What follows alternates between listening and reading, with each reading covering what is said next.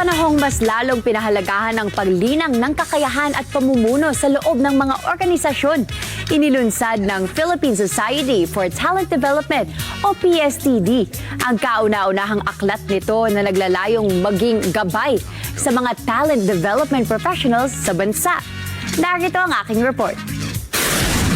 Isang bagong sanggunian para sa mga profesional sa learning at talent development ang inilunsad ng Philippine Society for Talent Development o PSTD sa pamamagitan ng kauna-unahang aklat nitong The Talent Journey Playbook.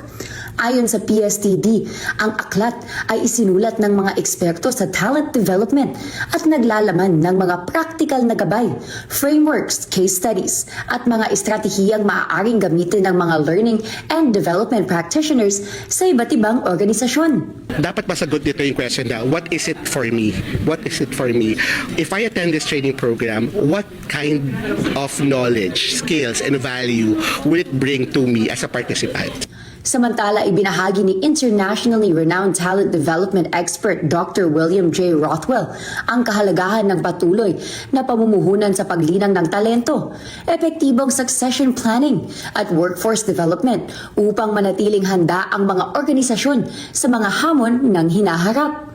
So we've learned that an effective best practice in dealing with resistance to change is for leaders to have individual meetings with each employee and talk about what that change means for them.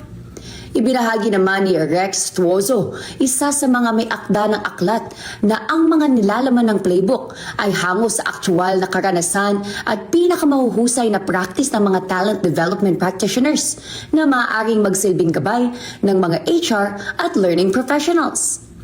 See your value and believe that you can help them solve real problems. Now, how do you do that?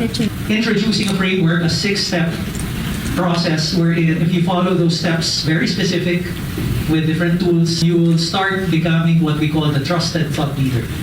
Ayon naman kay Roel Mariano, layunin ng publikasyon na mapalawak ang access ng mga Filipino professionals sa makabuluhan at dekalidad na kaalaman na makatutulong sa pagpapaunlad ng mga organisasyon at ng kanilang mga empleyado. We all know the ranking of the Philippines in terms of education.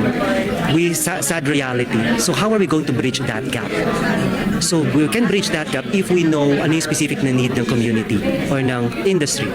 And through this book, each companies, each organizations, both public and private sector, will be able to develop curriculum wherein they will be able to bridge this gap.